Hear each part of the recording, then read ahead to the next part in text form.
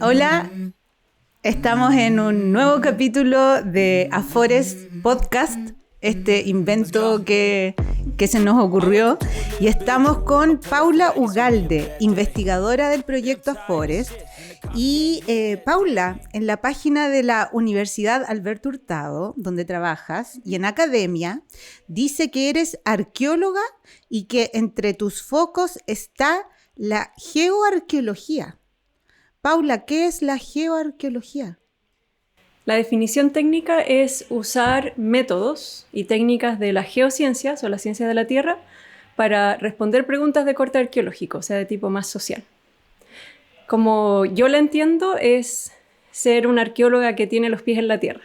O sea, no solamente entender los sitios arqueológicos desde los componentes materiales que dejaron los seres humanos, sino a esos sitios y a esos seres humanos en su paisaje. Entonces, para eso tienes que tener una base teórica y metodológica que viene de las ciencias de la Tierra. Y tú hablas ahí de paisaje, y el paisaje es bien dinámico, porque a veces como nosotros vemos un paisaje hoy día, no es como era ese paisaje hace 1000 años. ¿Cómo tú llegas a reconstruir ese paisaje? Hay muchas formas. La primera, como más intuitiva, pero obviamente la intuición viene de experiencias acumuladas que uno no cacha cómo se acumulan, pero es pararse en el lugar donde estuvieron o donde están esos sitios arqueológicos y mirar el paisaje. Entonces, ver dónde hay lomitas, ver por dónde hay cauces de agua que ya no tienen agua, ver si hay tocones de árboles. Entonces, mucho de observación del paisaje, ver restos de lo que hubo y que ya no hay, y tratar de reconstruirlo de ahí. Esa es como la primera parte. Y luego hay muchas técnicas y evidencias que los paleoecólogos y la gente de esos lados le llama proxis, o sea, algo que viene a estar en el lugar de algo que ya no existe. Entonces, por ejemplo, el Antonio Maldonado ocupa el polen y hace unas columnas estratigráficas donde se excava bien profundo y sabemos por la geología que lo que está más profundo es más antiguo. Entonces hay muchos proxies. Uno de ellos es el polen, y el polen nos va indicando a través de ensamblajes de polen cuáles eran los múltiples tipos de plantas que habían en esas otras épocas. Y así hay un millón de otros proxies que se pueden ocupar para reconstruir el paisaje. Eso significa entonces que la primera parte ya está esta parte del laboratorio que tú mencionas y de sacar muestras, pero la primera parte, que es más intuitiva, también tiene que ver con un conocimiento acumulado que viene también de papers y de cosas que tú vas leyendo. Claro. Y que tú vas armando en tu cabeza, ¿o no? Sí. ¿Qué cosas, por ejemplo, son para ti como evidentes cuando ves un paisaje? Porque, por ejemplo, yo veo un paisaje y a veces no se me ocurriría pensar que por una quebrada pasó agua, sino que esa es una quebrada. ¿Tú cómo puedes leer ese paisaje? O sea, ¿qué elementos? Por ejemplo, quebrada, monte, ¿qué más? Bueno, en la Tierra hay dos fuerzas grandes principales que moldean el paisaje a nivel superficial: el agua y el viento. Entonces, una se va fijando cuando está ahí cuáles de esas formas que tú vas viendo son más posibles que hayan sido modeladas o remodeladas por esas dos fuerzas. Y eso se ve por esos hoyos que van dejando. Por ejemplo, el viento también hace esos surcos de repente que parecen canales, pero después, ya como hilando más fino, viendo el sedimento que quedó ahí, el tamaño de esos sedimentos te va hablando de la fuerza que esa gente tuvo para moverlos. Entonces, generalmente el agua mueve más fuerte que el viento, tiene más energía que el viento. Entonces, esa es una de las pillerías que uno va leyendo y después en el paisaje lo va comprobando. También está el principio del actualismo, ¿cierto? O sea, una mientras va creciendo va aprendiendo que la tierra se mueve de ciertas formas y que, por ejemplo, en un río siempre van a haber bologones que están redondeados, y eso ya por la experiencia personal uno lo puede ir dilucidando. Y también hay otra fuerza grande que es el tectonismo y la gravedad. Y esas dos fuerzas también el tectonismo mueve cosas y crea paisajes que son distintos y gigantes. Y también yo no sé mucho de eso, me dedico más a la última parte de la historia geológica, entonces el tectonismo se me escapa un poco, pero claro, esas son las fuerzas que uno va observando en el paisaje. Perfecto. Oye, y ahí también decía que tú estudias las interacciones entre plantas y humanos, especialmente en grupos cazadores-recolectores. ¿Cómo se estudia eso, la interacción entre una planta y un ser humano? Bueno, de nuevo hay muchas formas. Seguramente cuando le preguntaste a Virginia, después cuando le preguntes a la Ale, ellas te van a decir las formas que ellas ocupan. Así que no voy a hacer spoiler. Pero yo principalmente desde mi experiencia lo he hecho de dos formas. Una es fecharlas. A mí me encanta datar. Uso la técnica del radiocarbono.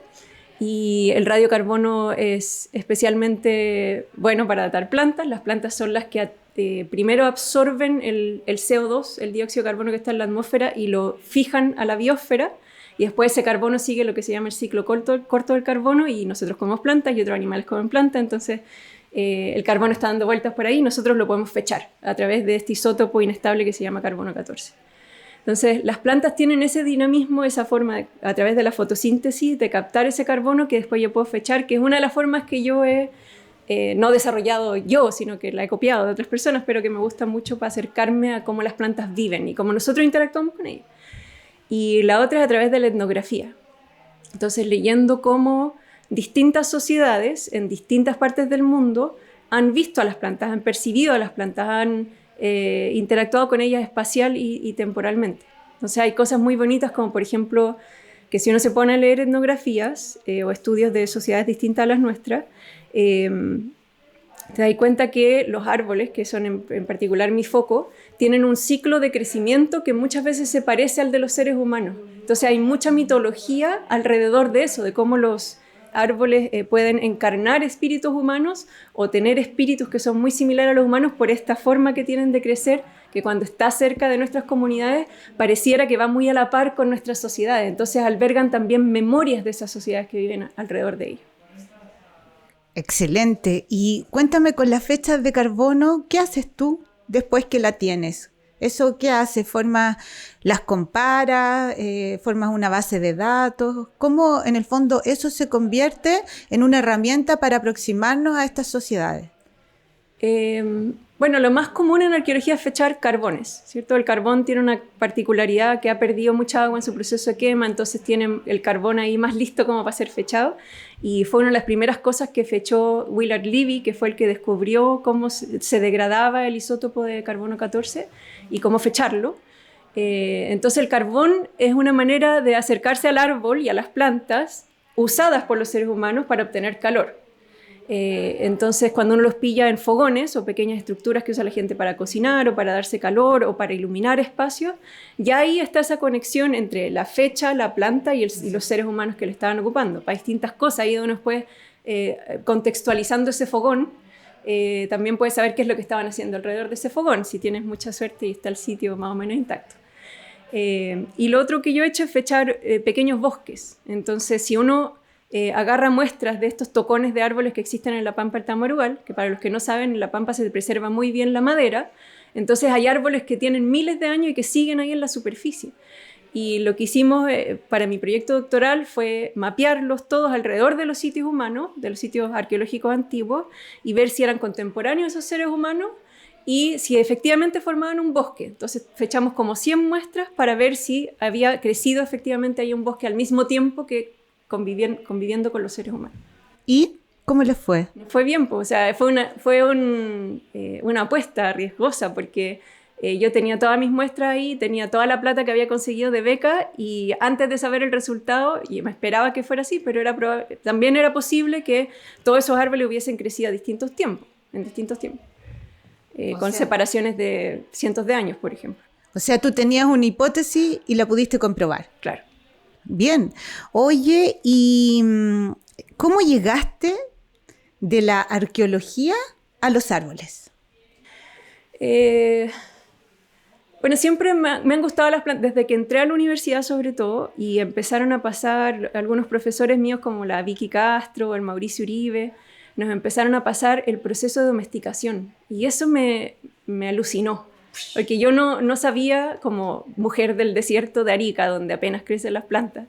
Bueno, quizá algunos del proyecto Afores me van a retar porque estamos tratando de decir que lo contrario, pero en verdad yo estaba más acostumbrada a desierto, entonces ver todos estos procesos de gente que hace miles de años modificaron las plantas para transformarlas en cosas comestibles y en la agricultura, que es la base de mucho de lo que somos como sociedades hoy en día, me explotó la cabeza. Ese fue lo primero. Entonces me gustaba mucho el formativo, el periodo formativo en la historia antigua de Chile es esa parte, cuando los seres humanos estaban experimentando con distintas plantas para empezar a hacer horticultura y agricultura.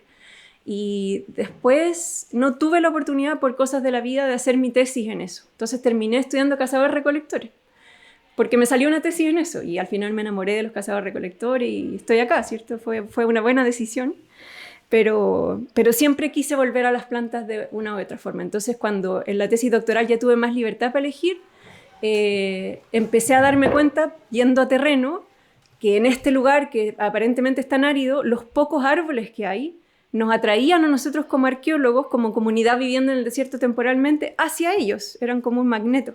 Entonces empecé a pensar, también dormíamos bajo los árboles cuando hacíamos campamento ahí en el desierto, y sonaban tan vitales. Entonces uno decía, ¿cómo va a ser que los seres humanos de antes no los usaron de esta manera que lo estamos usando nosotros? Y de ahí surgió, y de ahí empecé a estudiar y me di cuenta de todas estas características casi mágicas que tienen los árboles, como la de ser los que atrapan el dióxido de carbono y en el fondo permiten que pase toda la otra vida orgánica que está en la Tierra, dentro de muchas otras cosas. La mitología alrededor de los árboles también es muy entretenida.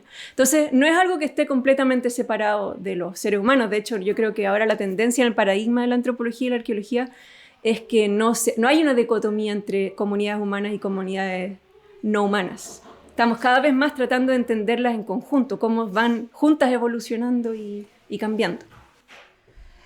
Oye, me quedó dando vuelta lo que planteaste de que cuando te pasaron el proceso de domesticación te hizo así, ¿ya? Y yo sabes que eso también lo veo mucha gente cuando también conversamos sobre que en el fondo la lechuga es un invento, ¿sabes? Que viene de un proceso de domesticación. Y creo que tiene que ver con la idea de que nos enseñan en el colegio como que la agricultura sucedió en otra parte, en Sumer, en el Nilo, y que allá se domesticaron cosas, y que allá comenzó la agricultura, pero aquí no. Entonces también eso es como supongo que por ahí también tu inquietud comenzó en la universidad, ¿no? Cuando te diste cuenta de que todo este proceso también había pasado aquí en Chile. ¿Lo viste así un poco también con ese asombro? ¿De ahí venía tu asombro? Sí, yo creo que eso nos pasa. No sé si a estas generaciones más nuevas, yo creo que son más woke que lo que éramos nosotros con respecto al colonialismo y al neocolonialismo y a la manera de enseñar y aprender la historia de una forma bien imperialista, desde Europa, europacéntrica, o africacéntrica en algunos casos. Sí, puede ser que haya ocurrido ese proceso. Igual lo del maíz, lo encuentro genial. O sea, todavía yo creo que aunque no hayan estas percepciones tan colonialistas como las teníamos nosotros, de celebrar el Día de la Raza y todas esas cosas, todavía queda un poco de ignorancia sobre la importancia que tienen las plantas domesticadas que vinieron desde el Nuevo Mundo. La papa, por ejemplo. La papa en Estados Unidos y en Europa juran que viene de Irlanda o que viene de Europa del Norte. No hay mucha gente que sepa que se domesticó y que tuvo dos focos de domesticación, una en los Andes Altos y una en Chiloé o en el sur de Chile. Lo mismo pasa con el maíz, que en Europa se denigra mucho todavía como un alimento que no es como tan pro como el trigo. Y acá en mismo Chile hay una diferencia, y en Sudamérica, entre comer trigo como la base de la dieta versus comer cosas de maíz. Se abandonó mucho el pan de maíz, la tortilla de maíz versus todas las cosechas de trigo. Entonces sí, todavía hay un giro que dar, no sé si ontológico, pero al menos epistemológico de cómo entendemos nosotros las plantas domesticadas del Nuevo Mundo.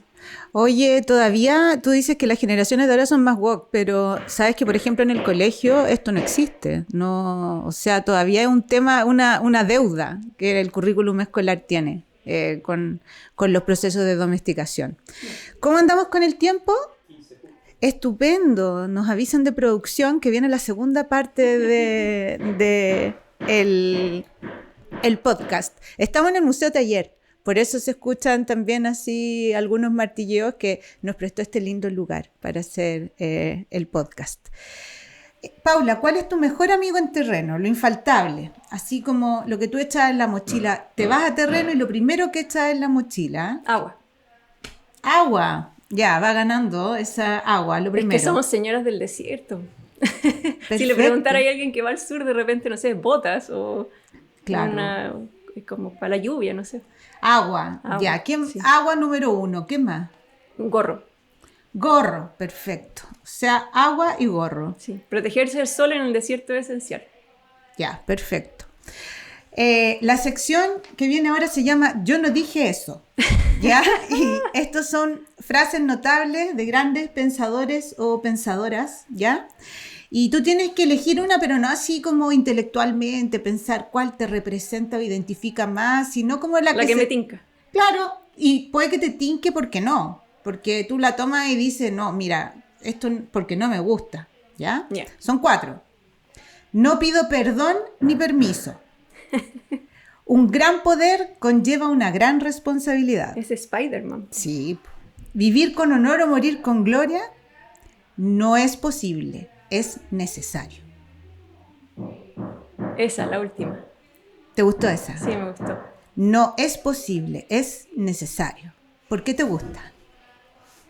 Es que yo soy muy ansiosa, entonces me gusta que algo sea ineludible, como que lo tenga que hacer o que tenga que pasar.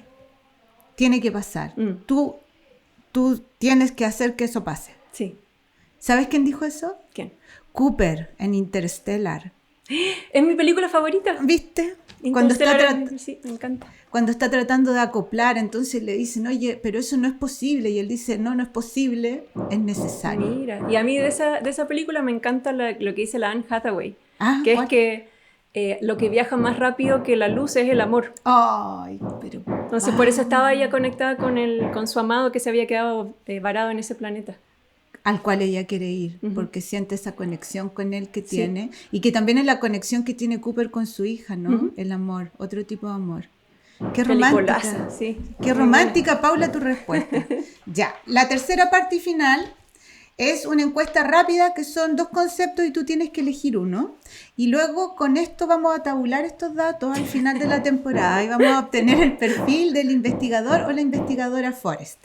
¿Ya? Entonces tú tienes que elegir Luis Miguel o Chayanne. Luis Miguel. Tangananica o Tangananá. Uy, qué difícil. Tangananá. Facebook o Instagram. Instagram. Batman o Superman. Batman. Izquierda o derecha. Izquierda. Rolex o Casio. No uso reloj. Rolex, digamos, por lo caro. Papa frita o arroz. Arroz. Playa o montaña. Playa. Caluga o menta. Caluga. iPhone o Android. iPhone. Invierno o verano. Verano. Los Beatles o los Rolling Stones. Beatles. Navidad o Año Nuevo. Navidad. Té o café. Café. Lítico o cerámica. Lítica. Vino o cerveza. Vino. ¿Lloras o facturas? ¡Ay! Grande, Shakira. Yo lloro, yo no facturo nada. ¿Sí o no? Sí. ¿Cocinar o lavar la loza? Ambas. No, tienes que elegir Ya, una. cocinar. Ya. ¿Blanco o negro? Blanco. ¿Extintor o extinguidor? Extintor. ¿Tamarugo o algarrobo? Tamarugo. Bien. Eso sería. Nos encontramos en una próxima oportunidad. Gracias, Paula, por venir. No, gracias a ti. Y al cameraman. I wake up to a little bit of drool on my pillow, feel like it's gonna be a bad day. Yeah, I'm tired.